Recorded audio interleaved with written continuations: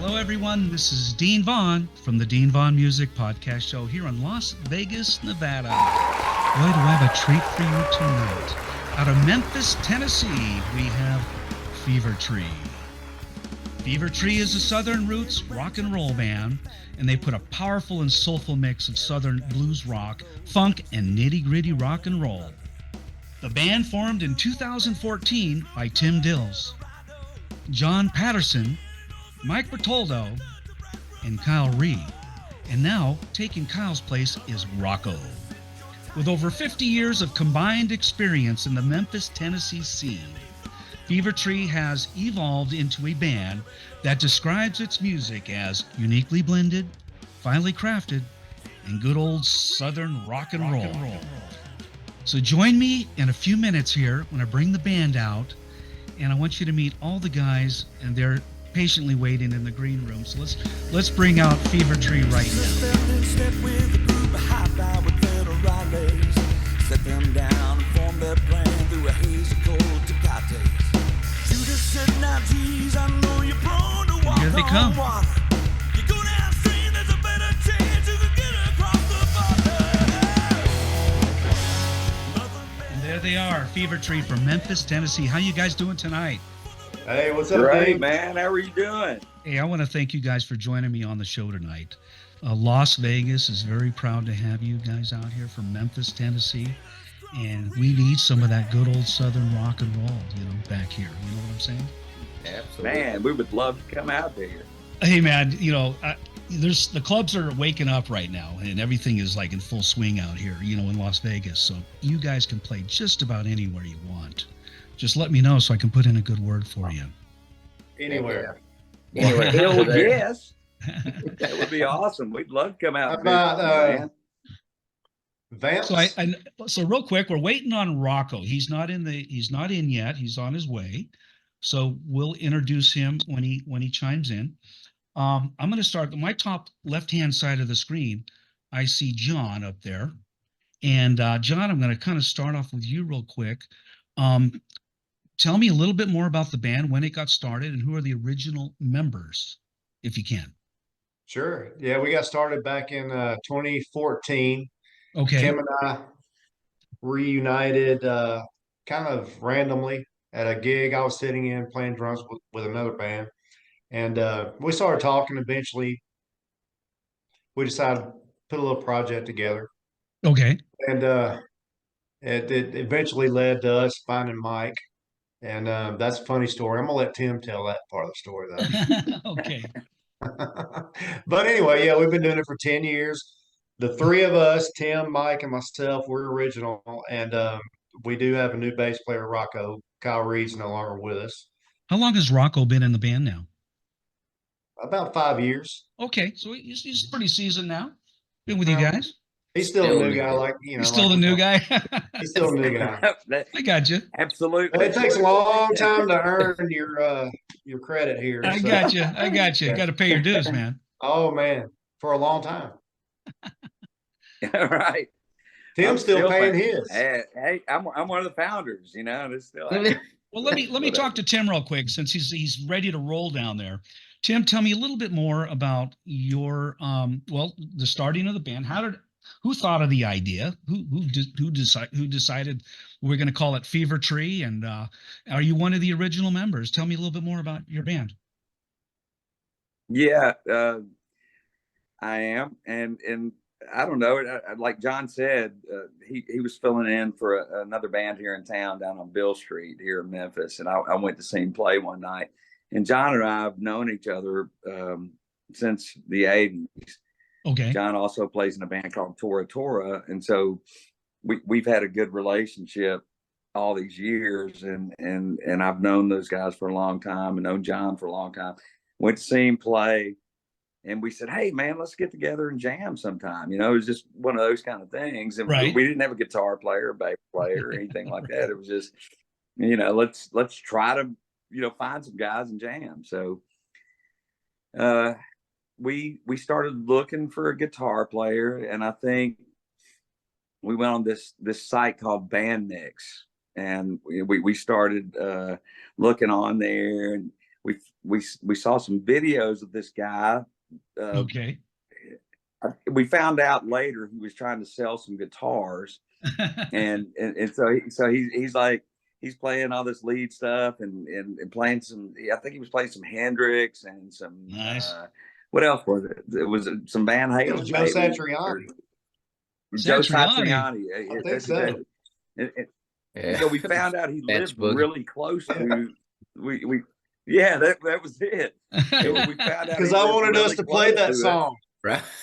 Do you guys do any covers at all? Do you guys do any covers? A few. Yeah, during we your do. set? We do a few. We started as a cover band, but Okay. you know, we were playing all the stuff that we like, and the audience wasn't really into it. And so, but we've still got.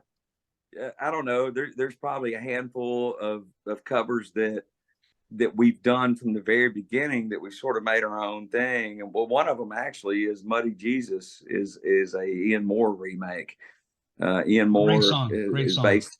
Yeah. So Great song. there's a few that we've really latched onto, and people would always think they were ours, and we were like, well, okay, but we go with it. I got to be honest with really you. I not. thought Muddy Jesus was yours.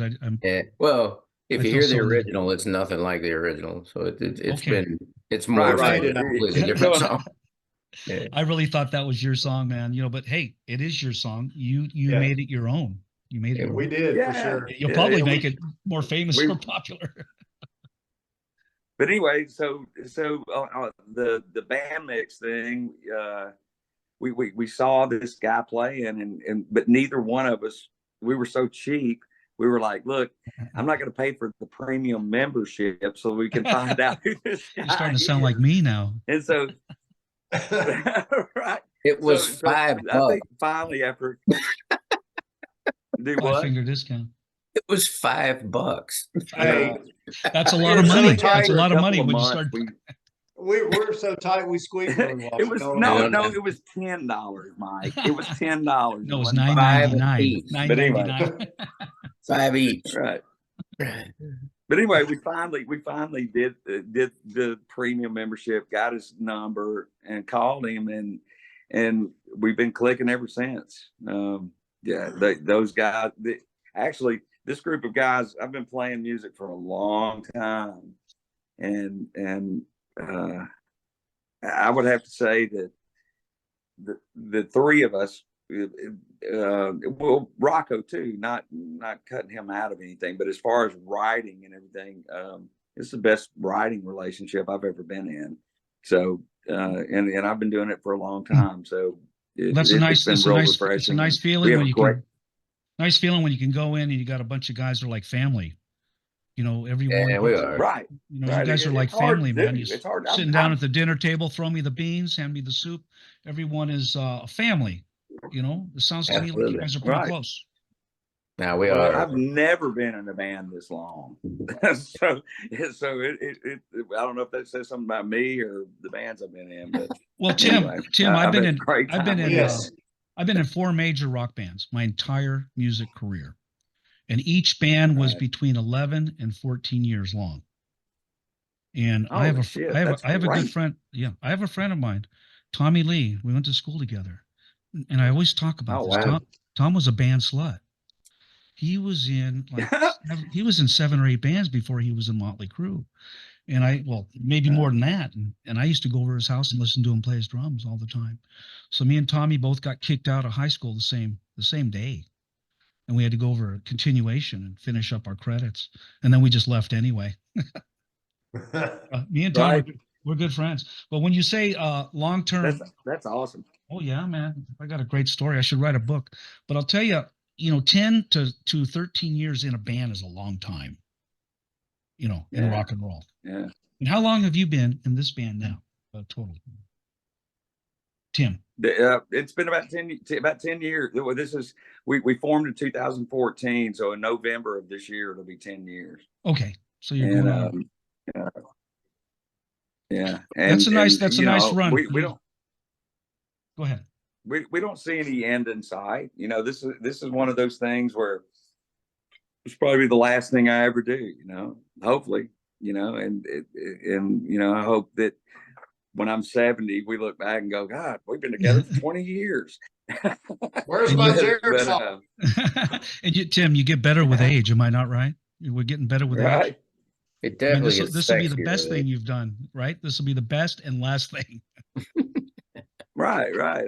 I would have to agree with you 100%, Dean. I think this is in my youth. I made a lot of bad decisions, and so I think we're all mature enough now and grown up, and we do this. We have a lot of fun. I mean, and we love writing songs together. We're working on a new tune right now. It's gonna be a hit, I tell you. Well, I know it's going to be a hit. If it's anything like what the Muddy Yeah. Jesus and all that. You guys have some great stuff coming out.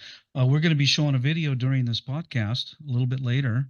We want the audience to hang on for a little bit more, listen to your stories a little bit. And we're going to play your video as well. I want to get over to Mike over there, Bertoldo. Mike Bertoldo. I don't usually use last names, but if I have to. That was a have challenge. You did absolutely great today. I got the whole name wrong on the commercial. Oh my God. Rocco's going to be pissed. So Mike, tell me a little bit more. What do you think of these guys? You first got in the band. Give me an idea of the very beginning. Well, it was odd. I mean, I came in and they were both wearing dresses, so it kind of freaked me out when I first walked in. There we go. Now, we got to back up for a minute because Tim left off an important detail about Mike that he noticed. He said, "That guy's jacked, man. He's ripped." He's ripped. I did forget about that. That's why he was wearing You a couldn't dress. see his face. All you could see was guitar in his arm. Big old arm. Yeah. Oh, that's funny. Okay. He does have guns. Mike, tell me something. Tell me more about the dress. What's going on? Man. So it's every other Saturday. I learned that's when they wear them, but it's only for. Is that a cross-dressing thing? What's going on? It is. It's just whatever. Just one of those things. But, I put on my pumps once in a while, but right. They're on a schedule though. Like I said, it's every other Saturday. Okay. Tell me more about that. I'm not sure. That's all I know. I don't want That's to all know. you know. Okay, we don't want to know anymore. Come on, Mike. No, man, it's kind of funny because John being in Tora Tora, I was in Oklahoma playing music, playing cover bands, and we actually band that I was in, we opened for Pantera a couple of times before they were the Pantera that you know today. Okay. Back when they had the spandex and big hair. I remember I saw them back then. Yeah, absolutely. Yeah. So anyway, the band I was in, we covered Walking Shoes, which is one of Tora's biggest hits they ever had. So, and then when I get here and they finally spend the $10 to get a hold of the $10. They had to pull it out of their piggy bank. Yeah, it was kind of cool. And then we figured out that we only live about 10-15 minutes away from each other at that point. I mean, John literally lives 5-10 minutes from me, and Tim used to, but now he's moved out a little further in the country. Okay. He's still out this direction. That's kind of nice. Yeah, it was great, man. We like I said, we started as a cover band and we started playing all this deep track crazy stuff that we like, this being players and musicians, it's stuff that we really liked instead of the same shit you hear on the radio every other day. Now growing up as a kid, were you was this always been the style of music that you grew up with and listened to? And I mean, I come from, like, Kiss made me want to play music, like a lot of people our age. Absolutely. I wanted to be Gene Simmons, but I liked the sound of the guitar, so I couldn't figure out how to make the two work together. And then my sister actually gave me a Van Halen 2 8-track. And when I got that 8-track, I about lost my mind. I went back and heard Van Halen 1, then I went backwards from there. I went back to Zeppelin and then Jimi Hendrix and went that direction with everything. Now the southern part, when did that kick in? The southern blues, gritty rock and all that. When did that kick in? It's just, I think it's something that, even growing up in Oklahoma, even though it's kind of the Midwest, it's still Skinner's a religion there. Not quite like it is in the South here, for sure. I mean, here somebody says Skinner, you got to stand at attention. Right. I love Leonard Skinner. And we I don't know if we were that Southern to be like a Skinner deal, but we're still, I mean, we're in that vein for sure. I mean, Well, we're just, you're a bit of a Right, fusion. right. I think you have a little fusion going on with the Yeah. gritty rock and roll in the I southern. think so. You're kind of I mean, roughing it up a little bit. You're making it a little bit more rock. So and roll. we're also huge Rush fans, so that kind of puts a Oh. little Right. weirdness in it too. Actually, the title track from the Exactly. I album mean, kind of has a yeah, Rush. hey, like to me. one of our favorite things to sing to each other is Black Flag. That's but right. We do it a little different. but so we like, there's all kinds of music. I mean, I'm a huge Billy Joel fan. There you go. You know, I like a little Billy Joel. I think Billy Joel and Ronnie Van Zant are probably two of the best lyricists ever on the face of the planet, just because they of the stories they tell and how simple it is. You know, it can't be said any other way. And so, I mean, we like all kinds of stuff, you know, and like Mike said, you know, we like Rush, we like Iron Maiden, and we like Van Halen and Kiss and Van Halen. Did I already say that? No, I said Iron Maiden 3 times. Okay. Right. I listen to, but I mean, all kinds of wrong. You can't go wrong with Van Halen. Government Mule. I'm the fusion kind of guy. I listen to all kinds of off the wall kind of stuff that I like, you know. So Neil Peart, let's go back to Rush real quick. On the drums, when you grew up, was Rush one of the bands that you kind of influenced? Me? Yeah, John. Oh man, he was number one. Absolutely. That's kind of what. Yeah. So you, okay. So I don't know how old you are, but when you started playing drums as a young adult, give me a little bit of story behind when you were in high school. Sure. You got into drums, and who was your strong influence back then? Well, okay. So got my first set when I was 15. Started playing, and the first song I can tell you, the first song that I figured out how to play was Aldo Nova. Aldo Nova? It's just a fantasy. Yeah. Ah, my friend played bass for Aldo for a bit. Okay. Yeah, it was on the radio, and I just started playing, and I actually made it through the whole song. I just like did a little victory dance. I said, all right, man. Yeah. How about 38? So from there it progressed, and you know, the Van Halen thing happened to me too. Got hold of Van Halen 1, and it changed my whole outlook on life. So Alex Van Halen, Neil Peart, number 1. Alex Van Halen, Tommy Aldridge with specifically on Go For What You Know, Pat Travers. There you go. And then Steve Smith with Journey. Nice choice. And then I got into Billy Cobham, Spectrum, and some of the guys, Jeff Beck stuff. What about bands like a 38 Special? Some of the more. I like to listen to them. ZZ Top. Yeah, absolutely. Oh man, Heard It on the X. Great drum parts. Great. So Tora Tora, were you playing with them in the beginning? Yeah, since 1988. Oh, yeah. So you recorded the album with them as well? I did, all 3 of them. And excuse me, but I don't know all the songs from Tora Tora, but you guys had some number 1 hits, or how did that go? No, the highest we climbed was we got in the top 5 on MTV, the Headbangers Ball. We walked with the walking shoes. Okay. And that was our peak. And then, you know, then we toured for 6 years. And what was that like? Tell me more about the tour.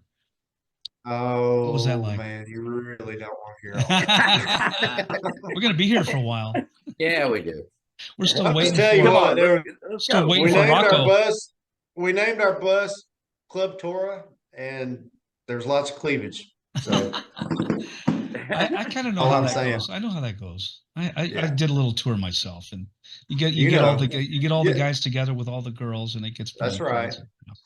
It gets kind of fun. We had a motorhome when but anyway, again, that's a long story. Yeah, but I want to get back over here. I want to get back over here to Mike Bertoldo. Mike, tell me, going back to your childhood and your parents, your upbringing, were they supportive of you and music? You know, what did you first play when were you in band? They actually were. They were. So Chet Atkins was blaring through my house when I was a kid all the time. Okay. My dad loved guitar and loved Chet Atkins and Roy Clark and that kind of stuff, but he could barely play the radio, much less an instrument. But he loved it. And so when I actually wanted to play drums first, and they told me that would be too loud. So I get when I heard Kiss and I heard Ace play, like I said, I wanted to be Gene Simmons, but I like the sound of the guitar. Right. That's when I decided I wanted to be a guitar player, and they've always been supportive of me. They always told me, look, as long as you're not going to jail or anything like that, we're good. Right. Yeah. Yeah, they weren't. They were real supportive. We used to practice in my garage at my house. The first band I had, when we barely knew 3 chords, and the drummer couldn't keep time, and I had a we few of just those. had crappy little amps and turned them up full blast. And, they get everything was out of tune, How but it old didn't were matter. you? How old were you when you were playing in the rock band in your garage? And at Uh, what point did you decide to get serious about your music career? Because now look who you're playing with now. So the first guitar I ever had came from the Sears catalog. It was a SG copy, and it came with an amp that had one knob. It was a volume knob, but it was also the on-off switch. So when you turn it all the way left, it'd click and go off, and when you turn it to the right, it'd come on. I never knew how to tune that guitar. Had no clue, and I had No it for tone control, no whammy nothing. bars, But I none had of it for that. about 2 years, and I never knew how to tune it. But I stood in front of the mirror all the time and did this kind of stuff. So yeah, that I actually learned how to tune a guitar when I was probably about 14. Is the first time I ever actually knew how to tune it, and then I just played by ear from there. Just learned, spent hours and hours and hours with records, playing them over and over, and I'd get a guitar magazine that would have tablature of one song that I didn't like, but I still wanted to play it. So So how many years total have you been playing guitar? You've been playing all your life? Is that the only instrument too?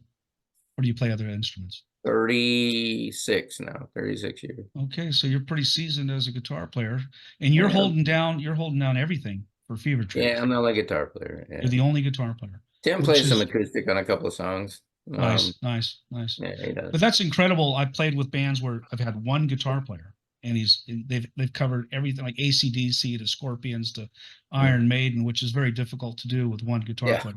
Right.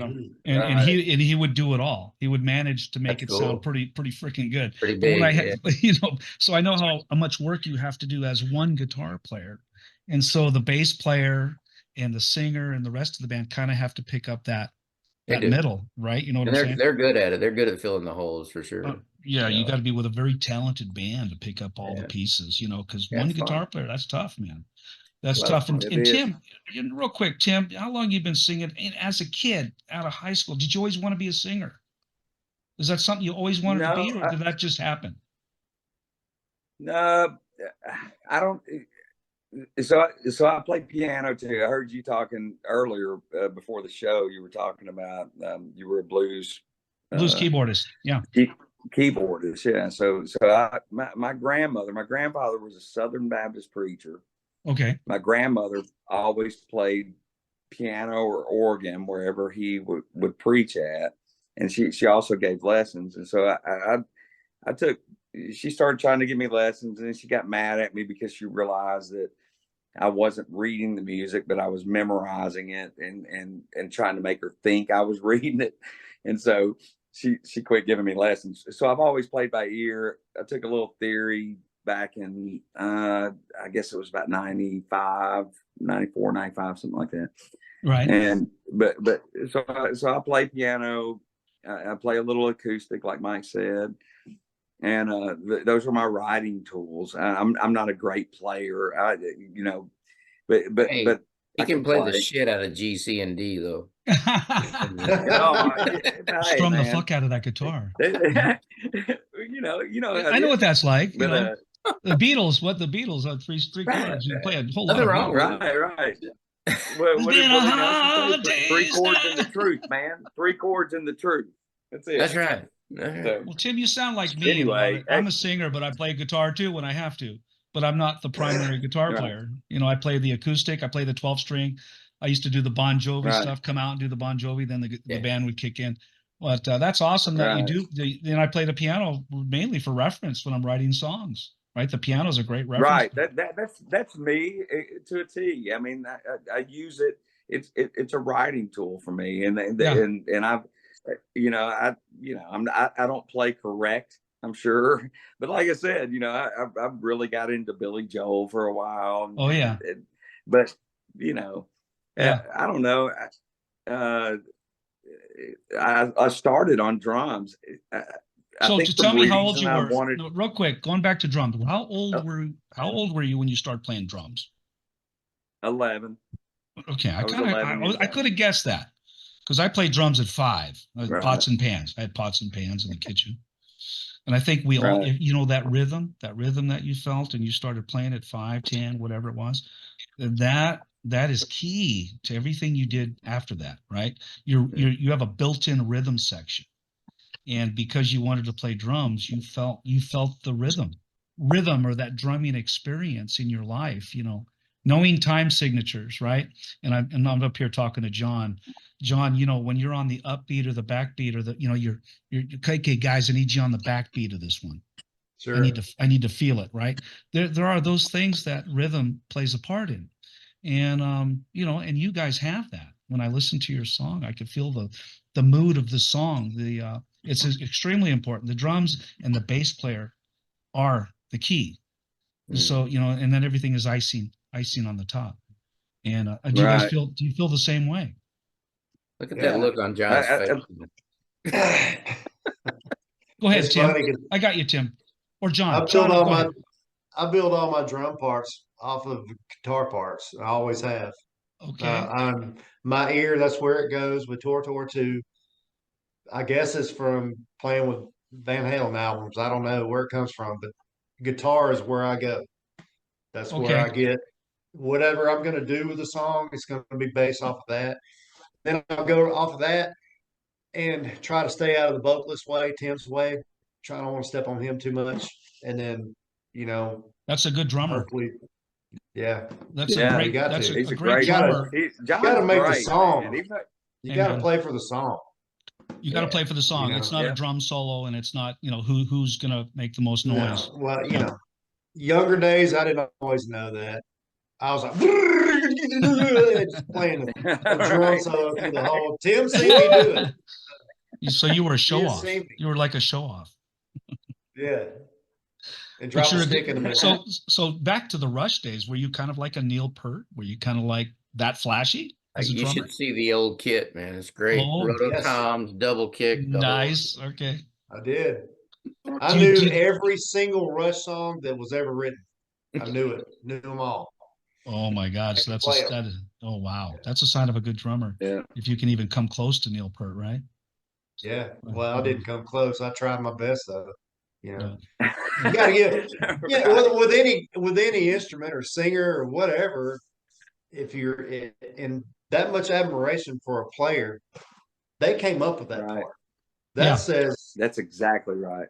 Yeah. that's where the bomb is. The guy Right. wrote that stuff. Absolutely. Yeah. It's one thing to hear You know, I Alex hear- Lifeson. copy it, but then Yeah. that guy created that part, whoever it is. That's right. Right. Right. I know Alex It's like- Lifeson it's had like- a great part in writing. You know, Geddy It's Lee. like Yeah. the guy that's singing for or has been for several years now with Foreigner. Right, the new He's a singer. great singer, Yeah. singer, and he sings the parts. And I've had arguments with friends. They're like, "Man, he's better than Lou Gramm." I'm like, "No, he is not." Lou Gramm wrote that shit. Lou Right. Gramm, So- he created it. You know, he's the one that did it. He's the one that made it what it was. Right. And I've seen Lou Gramm in his prime, and Lou Gramm could sing the shit out of it. So, you know, I disagree with that. But And what I John love, was saying is no, right. you're absolutely right, Tim. And Lou Gramm, you know, he sang his ass off. Mm. And Oh, and I don't know yeah. what it, I always the other day I was comparing him to Sammy Hagar, you know, and because when they sing, Yeah. they sing at full volume. Yeah. And when they hit Full volume. full back, they can't get any love it. louder. I could just see him in the studio, you know. Yeah. You So know, Yeah. it's Yeah. interesting when we recorded, and particularly the last album, Tim cut his vocals actually in the control room. And when it was time to really get after it, it's like, man, you better put your fingers in your ears or something, because it's going to get loud. Jesus Christ. I Yeah. can tell. From the bottom of his feet. I can tell Tim is that kind of singer, man. He belts it out. It does. And that's what makes a great song, when you put attitude into it and you put everything you got into it. Because that song is there forever, guys. And it'll be there Right, when you're right. gone, and the kids are going to listen to it and they'll go, those guys kicked ass. on that song. It's not going anywhere, you know. Yeah. And You know, you guys should be proud of that song. thank you so much, man. We appreciate it. We strive to do really good stuff, you know, as far as writing and all that. And you know, I'm excited about some of the new stuff we got coming. We got a new song. I'm telling you, we got a new song. It's a hit. It's gonna be fun. Hey, I would like to. We just have to record it. When It's you a guys fun one. when you guys get that song out and you have more stuff going on, and after I'm done with this season 3, I want you guys to come back and do another interview. Absolutely. Yeah. Let's do Okay. a follow-up podcast, because I feel like there's Absolutely, going to be a lot going on with you Yeah. guys in the next couple months. Am I right? We're feeling like this is gonna be a big Yeah. Sure. Yeah. Yeah, Okay. that's what we're hoping for. Okay, Yeah. so I want you guys back for sure. Now there's a video that you guys have, and I was kind of hoping that Rocco would join us about now, but that's okay, because I want to play the video. I think we're about, I don't know, 30, 40 minutes in, and I like to catch the audience while they're still here listening to the podcast. So who is the person that wants to introduce this video? And I'm going to let you have the screen. Mike. Is it Mike? You? No. Tim. I vote Tim. Tim, I'm gonna bring you full screen. There you go. I didn't make the video, Mike. Well, it doesn't matter. You're You just did. you're like the president. You're the You sang the spokesperson. song and you're You PT. Do it. Come on, man. Okay. Are you Oh sure, my God. Mike? You sure, Okay. Mike? Or you want to announce it? Absolutely. Okay. You've been Yeah. voted. You've been voted in, Tim. Yeah. Okay, so I'm God, gonna I bring you. wish I could flip you off right now.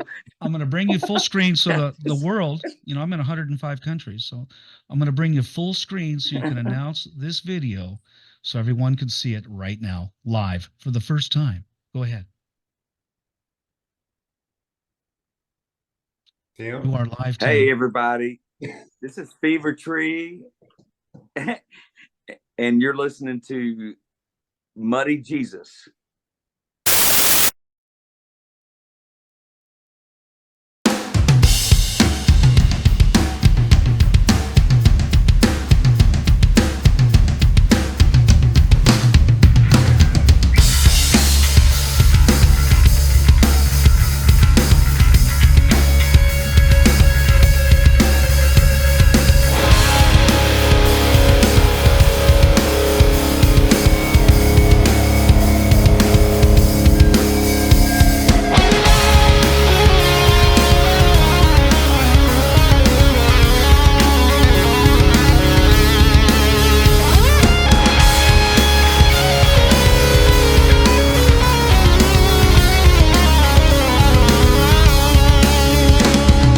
Jesus lived in a ramshackle shack with a fat New Orleans junkie. Charismatic Jolo, some say he was born plain lucky. He cruised the streets of Juarez in his low-cut Eldorado. Divine command and all slick hands and a touch of brass bravado. Mother Mary said your time has come. For the river's wide but can't be fought in one. For the very love of God and man, Jesus crossed the Rio Grande.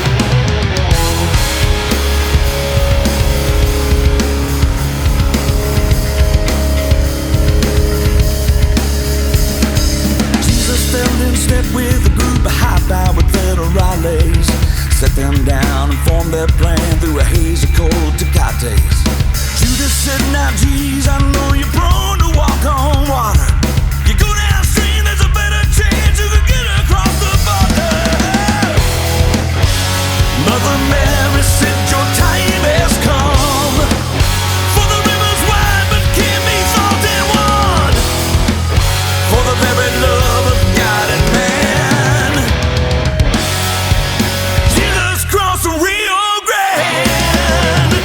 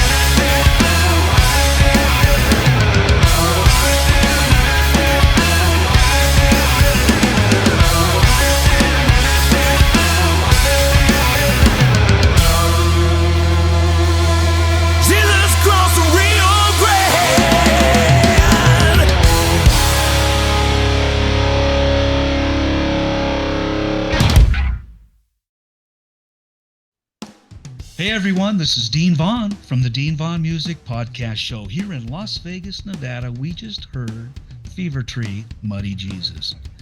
And I'm going to go back to Mike Bertaldo and talk a little bit more about the video. Mike, tell me more what went into that. So, when we recorded Muddy Jesus, actually, so we've been playing the song for quite a while, and it kind of became our closer in the live set. And the more we played it, the more the crowd got into it. Every time we played it, it really became something. So like I said, it became our closer. And it's actually a sing-along now as a closer too. So it's a pretty good deal. Nice. So we got to talking about it. We thought if we're going to release this song, we need to put some kind of video together for it. So we put together a lyric video. There's a lot of lyrics. The lyrics are really cool. It tells a pretty neat story, especially with the times with things that are going on at the border. Right. I got you. It's when everybody hears the title "Muddy Jesus," they kind of look at you a little weird, and then they realize it's Jesus. But it's. But yeah, so I actually put the video together from concert footage and pictures of us playing and different places around, and then we made it look kind of decided to make the film look old a little bit. So yeah, I noticed that. Very cool look. Very cool look. A little weathered. There's some pictures of the rehearsal room in there where we practice at all the time. And now it's the original band. Was that with? No, Rocco? That's Rocco still. Rocco's in there. Okay. Mm-hmm. Was Kyle ever in there? I don't think we ever played Muddy Jesus with Kyle, did we? Okay. No, we did. Yeah, we did. Yeah, we about tried. 5 years, right? But it doesn't sound anything like this version.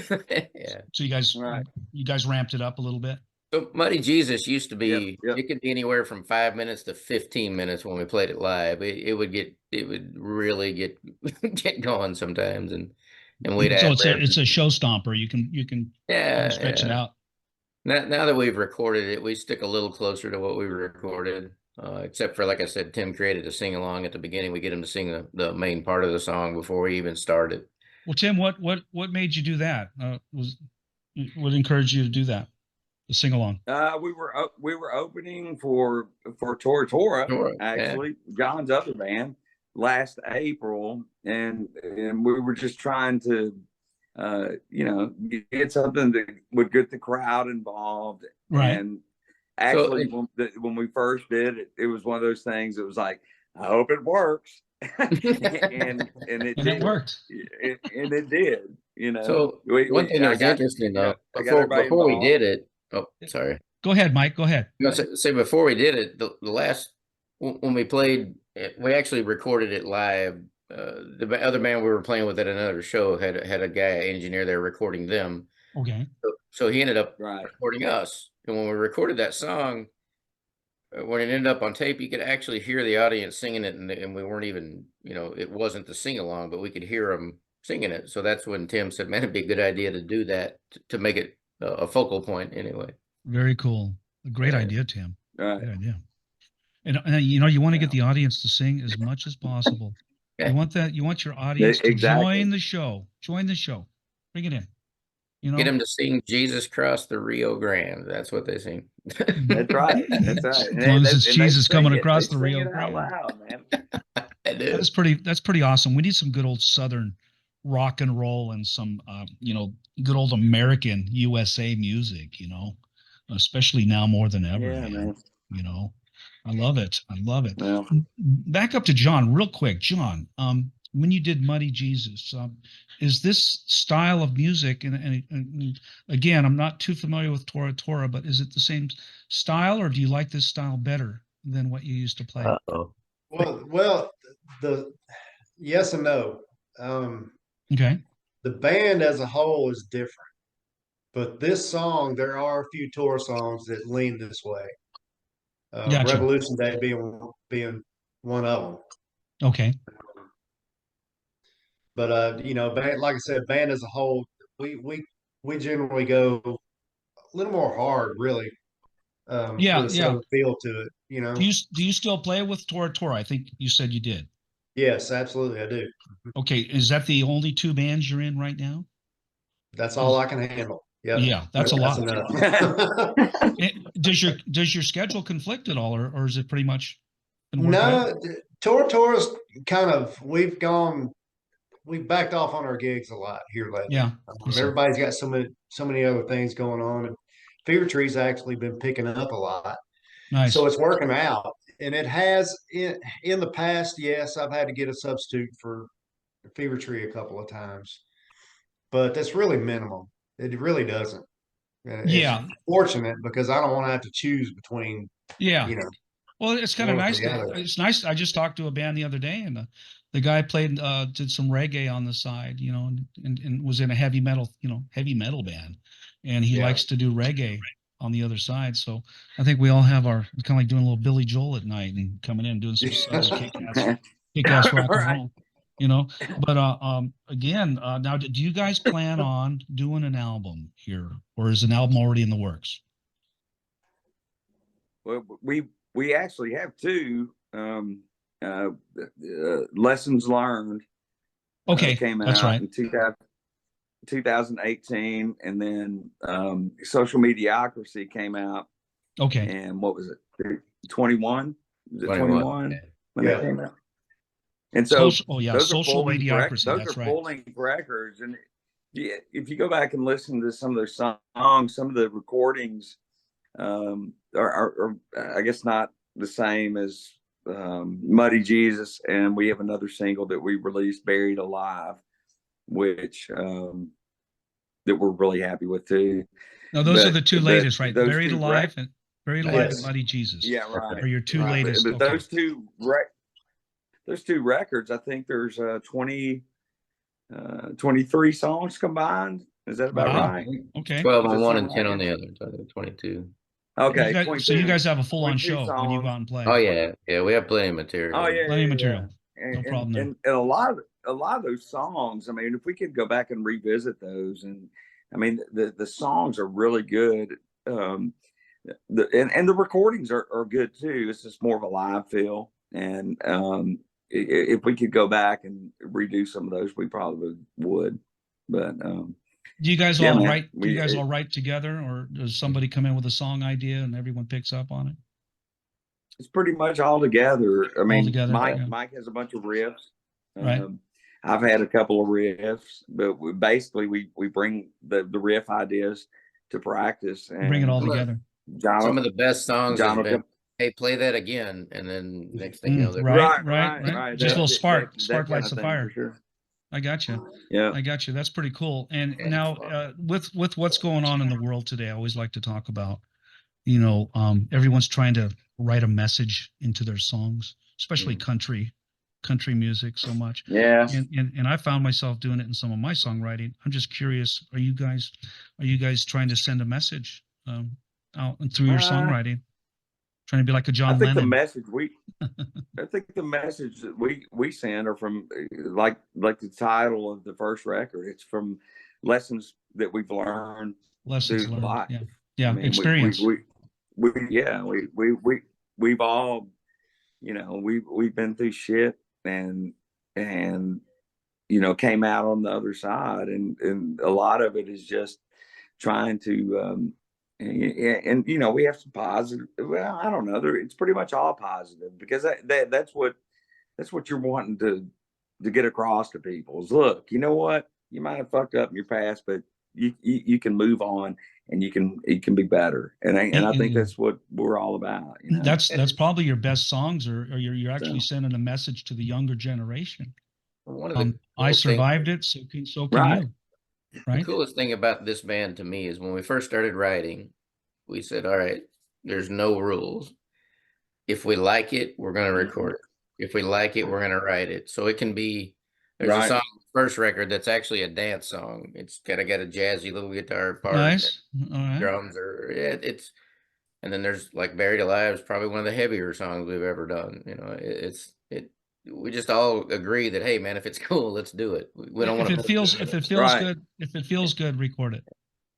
Kind of, you know, regardless of maybe you're skipping a genre, you're crossing over onto another genre. Yeah, might get a funny look every now and then when people that are used to the. I've done that. In fact, I took a Chris Isaak song and I turned it into a dance song. And it's the you know which one it is. Oh shit! Which one? The slow one. The slow Yeah, one. His only hit that I know of. His Right? only hit, and it puts Yeah. me to sleep. It puts me to sleep. And if you Yeah. go look up Dean Vaughn, you'll see Chris Isaac, and I've got this bass line, Right. I'll have to look that up. and it's Chris Isaac. Well, What is the I'm name of that song? drawing a man? blank. I can hear it. Everyone's screaming at me right now. Geez, you know, I gotta look You it know, up. he does that I weird remember. falsetto thing in the middle of the chorus. You know, yeah, Chris Isaac, the only song he has out Right. According Right. to Songkick, Chris Isaac is currently touring the there. Wicked Game. Yes. Yeah, Wicked Game. There you Wicked go. Game, yeah. So I'm doing Wicked Game, and you know, if you get a chance, listen to it. It's just go to my YouTube channel, and Okay. that song has more hits than all of my songs put together. I'm getting more views from, you know, and I just figured out he's not going to care that I did his song, and a few other people have done. Everyone's done that song. It's so funny, but the dance beat isn't really me, but it is me. You know what I'm saying? Right. Oh yeah. I'm a songwriter, and if I feel a groove and I go, wow, this would be really fun to dance to, I'm going to do it. I'm just going to do it. I don't care. Yep. Why not? I don't have an image to protect, or I don't have not everybody knows me as a certain type of artist. I'm kind of all over the place. Right. So I've written piano ballads. I've written, I even did a rap. I did a rap song. What? I let Tim's a my rapper. Yeah. let my nephew rap on a song, and I just felt it. I looked at him and I go, you know what? You need to sing on this. Come over here. And it was the same beat to the Chris Isaac, and he started rapping. I go, this sounds pretty cool. And then I come in with kind of a bluesy bridge part or chorus, Right. and he goes back to the rap again. And it worked. And overnight, we got 2,000 views Wow. on YouTube. Wow. And That's awesome. overnight. And I go, we must have just hit a nerve up on YouTube, Yeah. because it kind of stopped at that point. But songwriting can go, if you are a songwriter and a versatile drummer like you have with John, who kind of grew up with listening to drummers like Neil Peart and Rush and Jimi Hendrix and Van Halen and Led Zeppelin. We have a very broad. We've listened to a lot of genres, being raised in the late 70s, 80s, and even in early 90s. But then things started getting weird, right? But I think most of the things I learned were, my first record was 1979, and my second record was 1982, and they were very poppy at the time. I think Devo had come out later. Some new wave started coming out. Okay. We had a lot of things happening. You know, Van Halen seemed to be the main focus for me. You know, when Van Halen, Jimi Hendrix, Loved them. Van Halen, man, Right. Eddie Van Halen, God rest his soul. Monster. Yeah. Yeah. My favorite for sure. Yeah, and just Yeah, that's Mike's. We did when he passed. We did. We were playing a club in town, and we decided to do a tribute to Eddie. And so we worked up with what were all the songs, Mike, that we did Shit. in that group? I don't even remember. Come on. I know Mean You can Street do was it. in there. I know. Mike. Somebody give me a doctor. Somebody get me a Yeah. doctor. What's the other one? what's the Romeo crazy one? Delight. Romeo Delight. That's the crazy one. Yeah. Mike, are you heavily We did influenced Romeo by Delight. Eddie Van Halen? We did Out of Love Again. Out of Love Out of Love. Again. Out of Love Again. Yeah, Great song. Yeah. So we did like a whole set, man. It was awesome. So I have to ask, Mike, would you play Eddie Van Halen pretty well on all the tapping and stuff that he does? You know, Yes, he does. He sounds Yeah. humble. He's a Does a humble great guitar job. player. so here's the thing about Eddie to me, That- and I know that the disc gets all the attention, right? Right. But his rhythm playing is Mhm. unbelievable. Man. And no one, a lot of folks don't understand what a great rhythm player he was.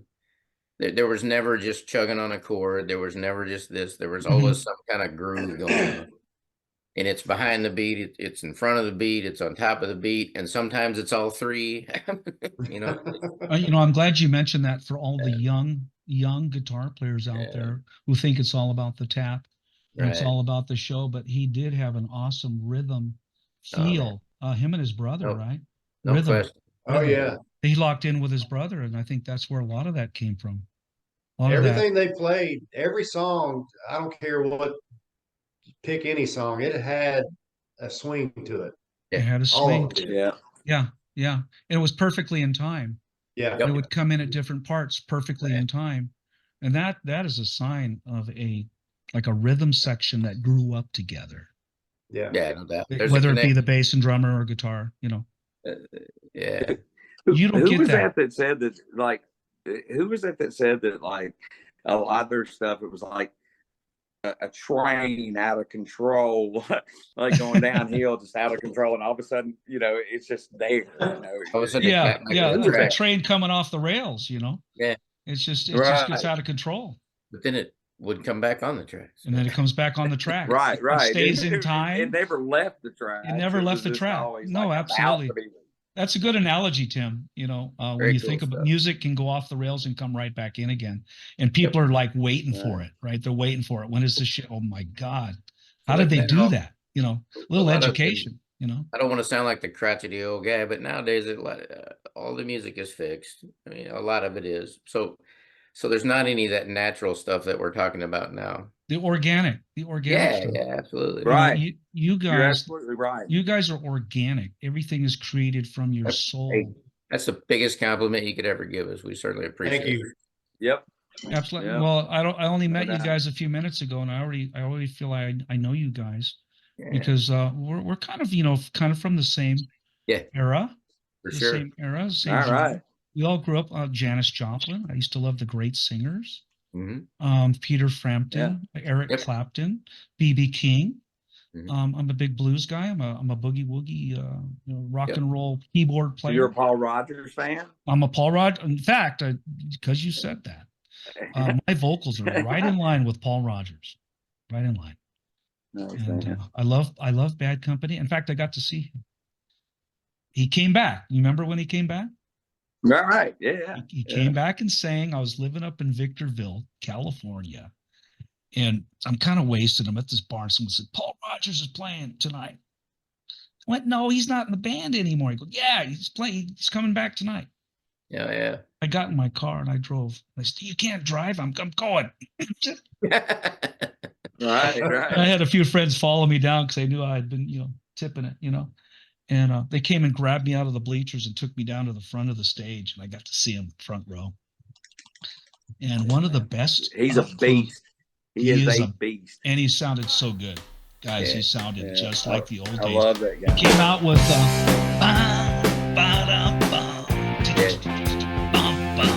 Well, I take whatever I want, and baby, I want you. And he sang it just like the old Paul Rogers shit, man. I'm like, God. And his kid played. His kid played that night in front of him. He's got talent all through his whole family. But Paul, one of my favorites. You kind of hit the nail on the head there. Jim does a pretty good Paul Rogers. Awesome, man. I'll bet he does. He's got that crunch, that bluesy vocal, you know, and that. Yeah, you got a great voice, man. When I listened to the first song, oh man, this is going to be a great one. This is going to be a good show. And I know I've got, you know, a bunch of shows ahead. and Brian told me, he goes, you're going to love these guys, man. You're going to love them. And I go, I already do. I go, I can't wait to meet the guys. And then the experience, you know, with that John has with Tora Tora, you know, there's a great story right there, because a lot of fans, a lot of people buy the music. Absolutely. And you know, that's sort of why I went for John in the first place. No, I'm just kidding. Because he was famous. That's not, Well, no. Hey, let's go back. Hold on, Tim. What was the first time you ever met John? Tell me the story. Oh, the first time I ever met John was they were playing. So they have the Memphis Music Festival here in Memphis, right? It's every year during the barbecue festival. Huge event. It's always down been, in Mississippi. you know, 100,000 people, whatever. Okay. So anyway, when it first started out, it was at the fairgrounds here in Memphis, and they decided to use all local bands one year, and whoever, I think they had to, I don't know how they turned their tickets in or whatever, but whoever won it was going to get some recording time. at Ardent Studios, which is where Zeppelin, ZZ Top recorded, all these bands recorded, and so it was a big deal. And Right. I think we played right before them. I was in a band back then, and we played right before them, and we were talking about the drum set, like the big giant drum set that John used to have, and he had that then. And I remember me and the guitar player in that band back then looked up and we're like, damn, that's a fucking gigantic drum set. But he played them all. Right. And, you know, those. Well, I made sure I played them all. You played them all, all the drums.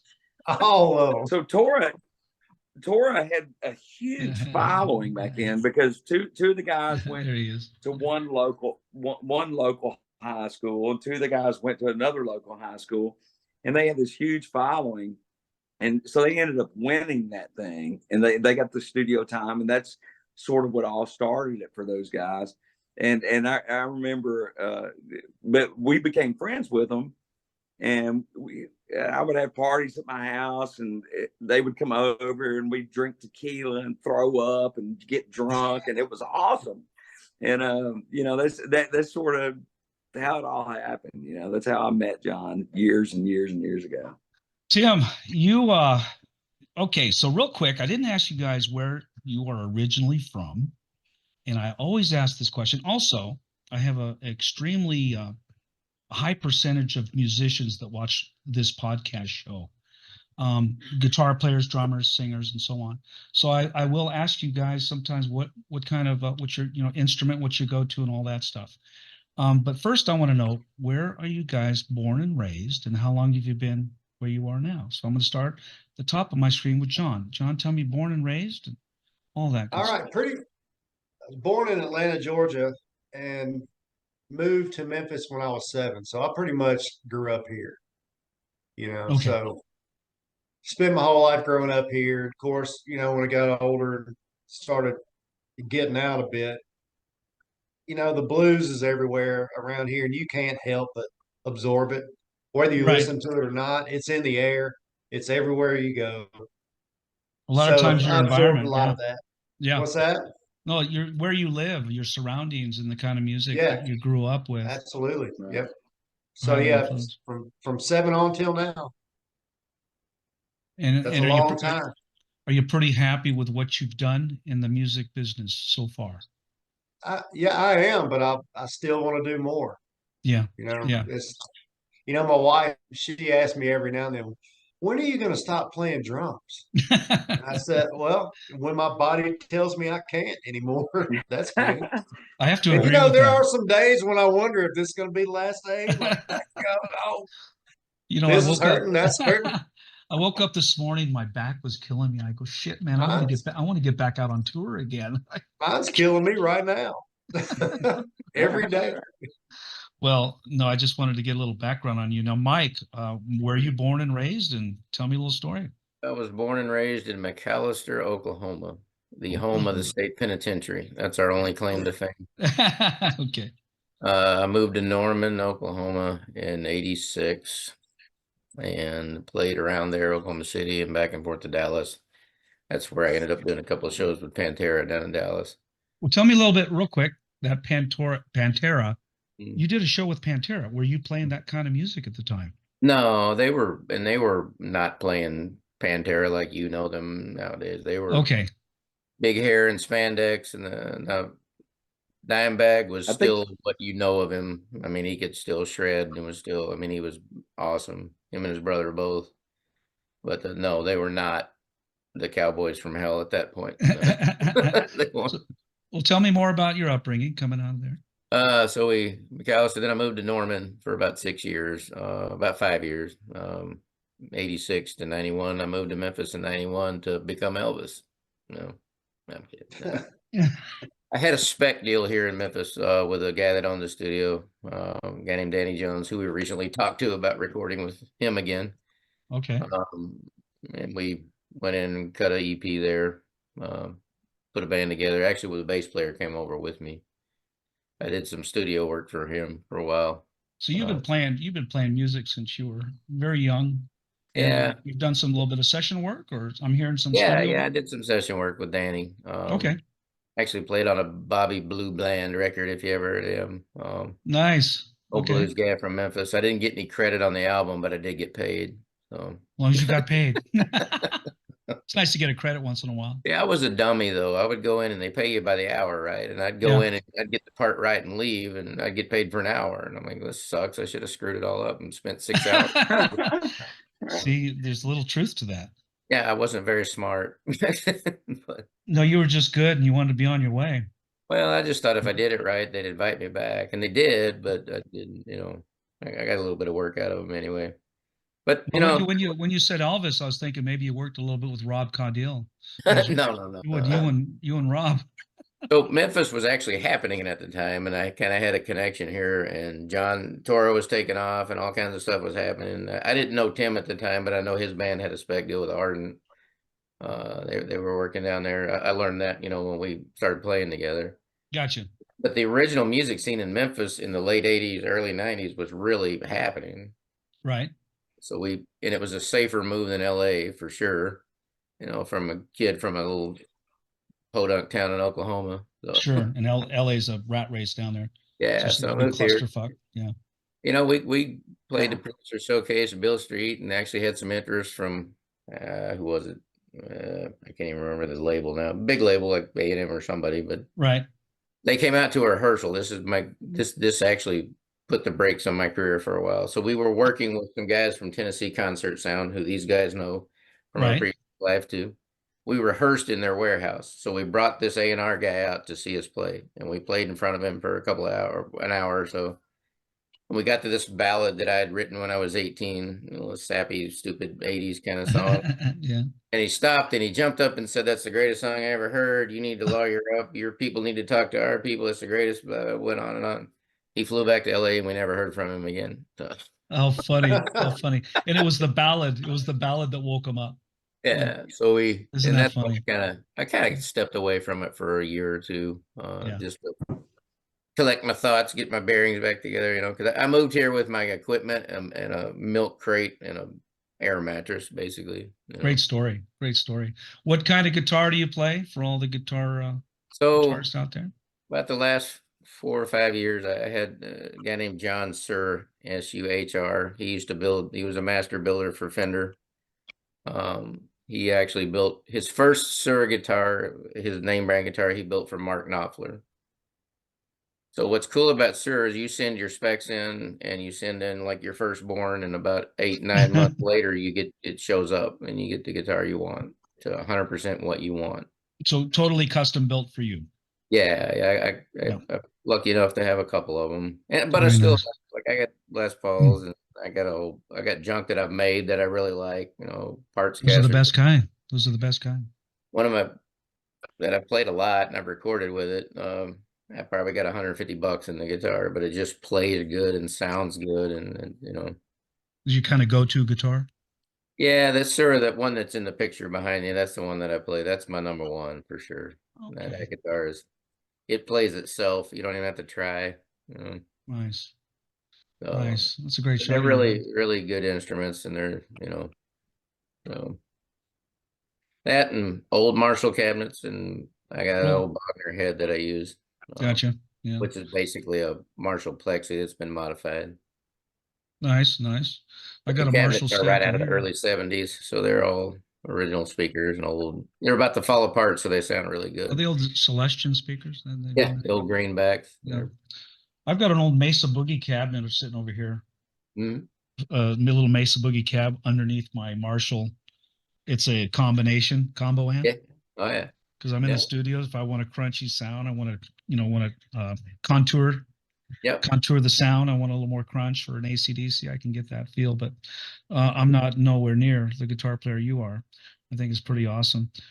Your band is just awesome, and you really come across nice. The sound of your guitar comes across nice. Thank you. I appreciate that. Absolutely. And John, do we have Rocco? Is he on the way down here, or did he talk to you guys? I don't think he's going to make it. He may not make it. Oh, darn it. No. I was hoping to meet Rocco. You're not missing much. Oh, you guys must have a lot of fun with him. It sounds We'll like. send you a candle if you We'll want. see you. Yeah. He has his own candle line. That's nice. That'd been fun. Well, Brian told me you guys would be a blast to talk to, and he's absolutely right. Now, is Tora playing anywhere right now? I'm just curious. Are they still on tour right now? Not really. We do a pop-up show every now and then. We do have one scheduled for April 6th here in Okay. Memphis at Minglewood Hall. But that's all we have on the books right now. And how when is that tour going to end for them? Or they're already done? It's pretty much already done. Oh, it's already done. Now, Yeah. do you guys plan on going on any tours here in the near future? Do you got any dates planned or anything set yet? So We hope have, so. yeah. I mean, go ahead, Mike. I'm just gonna say that we actually just hooked up with a booking agent. Brian and Curtin Call, they hired a booking agent for us. Brian Moore, okay. Yeah, and she's working really diligently trying to get us on some festival gigs and get us out across the country a little bit. I think he did mention that to me. He said you guys are still working up the tour right now. Just curious if you had any dates planned. So in the immediate future, we're going to try to cut a few new songs. We've got bits and pieces of 1 million songs, it seems. But we'd like to get at least 3 more songs in the can before the year's over with. Maybe, it just depends on how much we get out. So you want to go out with some fresh music on your next? Yeah. We'd like to release something every quarter or so if we could. Are you getting any radio airplay out there other than Spotify and all that stuff? Or? We actually have a radio station in New Zealand that's playing the crap out of us. You say cool. New Zealand? Yeah. Well, I'm going to be talking to those guys here in a few hours. I'm going to talk a little bit about that. Yeah. You guys, and if they've, they should know you guys, correct? Yeah. Dead Empires. Hope so. We're on the same label. Yeah. I heard you guys ran a contest together. Where did I see that? It's a tournament, they called it? Tournament of bands. Oh yeah. Tell me a little bit about that. Who knows more about that? Out 256 bands, we're down to the final 16, I guess. Holy smokes! 16, I think. Yeah. Or is it final 8? No, we're down to the final 8. Holy smokes! Now, what do you win? What do you get if you win this contest? I don't know. We don't even know what we win. We don't care. We just want to win. You get a fucking handshake. Thanks, guys. Bragging rights. We get bragging rights. No money.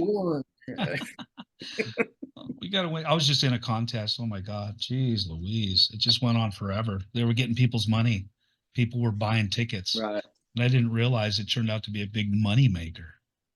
It was that big one. Which I think you know which one I'm talking about. This contest, is it worldwide or is it specific region? Okay. Yeah, there were bands from all over the world in it, and like I said, it's purely by vote. Every round you're paired up against another band and another single. Gotcha. Each round you can change the single if you want to, but we've used Buried Alive a couple of times and Muddy Jesus a couple of times, and they've both done really well. So we just absolutely, that's a great song. We have a great. I'm sorry. Go ahead. Go ahead. Are you guys in the contest with Dead Empire? Yeah, they were in it. Yeah. Are they still in it? Yeah. That I don't know. I think I know that I saw their name. I'll talk to them later tonight about that. Okay. I know they were in the last round, but I don't know if they made it to this round. Well, congratulations. You guys are still in it. Good luck with that. Thank you.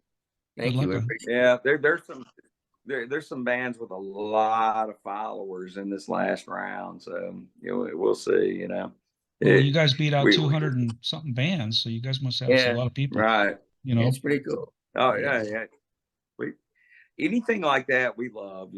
It's like, look, we're a bunch of homeboys from West Tennessee, Memphis, and anything that like that happens, we love it. I mean, it's not like, it gives a lot of exposure too. Egos all big and all that. It's like, wow, man, we have some support out there, and that makes us. We're very humbled by that. Well, and things like that really open up the audience. I mean, the Spotify plays have really, crept up. The Spotify followers have jumped because people have discovered the songs and the music. You guys are getting a lot of action out there. Okay, so we're probably heading towards a wrap up here, guys. I want to I want the world to know, how do they get in touch with you guys? Is there a website that people can go to? So real quick, since Rocco's not here, Okay. if I can get this to focus. Back it up a little bit. Back it up. There you back it up. It's trying. Back it up, back it up, back it up. Back Back it up, Terry. Right back there. it up. Right there. I think there he Yeah, is. there you go. There you go. There it is. And just Hey, for the Rock. record, that's Tim's acoustic guitar that he's setting nude with right there. All right. Nice, Rocco. Nice. And you see the title underneath it, right? The Melancholy of Magic. That's him. Yeah, it's hard to read, but I can kind of see it. That's funny. Yeah, I almost burned that guitar because of that. Yeah. Oh, nothing like his naked. package. His It's package had little is Rocco right to rub there on off. Little the Rocco. back. Right. Little Rocco. Oh my God. See, the problem is you can't leave anything around him if he's by himself. Like I've got a guitar that's been all of victim. us have John been Snare Uh-oh. victim. Uh-oh. Yeah. Every band has one. Every band He has got one one. of my drums. Unfortunately, Little Rocco's been on a lot of our instruments, and Right. Way to go, He's Rocco. even been on my black denim jacket. What are you Yeah. talking about, dude? It's not black anymore. He's been on all kinds of shit. For some reason he likes to be nude, and he's the last person on earth anybody needs to see Yeah, nude. yeah. Some people shouldn't be nude. That's right, and he's one of them. You go out to Black's Beach, man. You're like, what are these people doing out here, man? You know, Right? that's funny as shit. Right. Nothing's in the right place. Everything's weird. I don't know. Well, I want you guys to let everyone know. So, how do we get a hold of you guys? Is there a website? I'm trying to Fevertree. Yes, sir. Fevertreeband.com. Fevertreeband.com, and I will display that across the screen That during will the get you podcast to show. everything. You get Okay. you Facebook and TikTok, whatever. You can merchandise, you can see tour dates, you can see press releases, whatever. Everything's there. Perfect. Yep. Perfect. I was hoping that you had everything in one spot. It's a lot easier to advertise. Mhm. Just go to my website. It's Yeah. all there. I do the same thing with my site. You can hit my site and then watch all my commercials. I do commercials for all of my podcast shows because I jump on it. The minute I hear about you, I told Brian, give me a really good picture and give me their top song and a bio. I need the bio. Right. That's all I need. Right. And I'm off and running, man, because you guys are already, I think you had 107 hits already. So people just looking at the commercial, waiting to see the podcast show. That's cool. Cool. Yeah, you guys aren't Nice. coming out till March. Hey, we want to come to Vegas, man. Let's do Vegas. That would be Well, fun, man. Your name is going to be out here in Vegas. I got a lot of people listening to me out here. Get Jack And to it's keep opened looking, up man. big time. We'd love to. You could get a gig in Vegas real easy right now. Okay. You Cool. put together a little press pack, like songs, and you could probably get a gig in Vegas fairly easy, I would think, because everyone's coming to town. And you got Awesome. you got the what do you call it? The Fremont Street. Mhm. The Fremont Street bands play on that stage all the time, and no-name bands, up-and-coming bands, big bands, and they go down there, and you go down and you talk to the right guy, and they'll put you up on the stage, and you guys can get seen by a lot of people down here. And plus the casinos, you become a residency in Las Vegas. You become a residency, and you guys are probably going to want to move here because you'll get paid so much. Right. You guys Oh, will- yeah. And that's kind of something I wouldn't mind doing, but I'm so busy with the podcast and I'm still writing songs myself. So Cool. trying to figure it out again, after 45 years, still trying to figure it out. Yeah. Isn't that crazy? It is crazy, man. Years, man. 45 We've been years. rocking and rolling. Yeah. It's fun, man. Awesome, man. It's a lot of fun, and I'm experimenting a lot. The other day I was thinking, what am I doing? What kind of songs am I writing today? I almost wrote a country song the other day. I was, in the Southern blues, I can write blues all day long. Blues comes naturally to me. Mm. If I just break out the guitar, I just start singing. It's one of those things. Right. But I know that some of you have things to do tonight. And I want to kind of get to the wrap up, and I want to make sure that everyone knows how to find Fevertree, and that's Fevertreeband. You said Yes, sir. .com. Yes. So just as Right. it's spelled, Fever band.com, and go check out everything they have. Do you have anything people can download, or they just launch out to like Spotify? Or- Yeah, I mean, We're all the Go ahead, digital Mike. platforms. Yeah. Okay. And can they buy? You can get all the downloads. Okay. So just go to the website, guys, and you're going to read their bio, know everything. It's an awesome band. If you like a little bit of Southern rock and some nitty-gritty rock and roll, a little bit of blues, and a lot of fun music that you can sing along to, I highly recommend going out and seeing these guys live when you hear about the tour, and I'll announce it again when I get a chance. And it'll also, if Brian lets me, I'll do an advertisement for you guys, which is, a lot of fun. Brian will let you. So, but I want to thank you guys for joining the show tonight, and I'm very honored to meet all of you guys. And you too, John, man. You've had a hell of a career, and I think you're gonna have a lot of fun with Fevertree. Oh, that's what it's all about.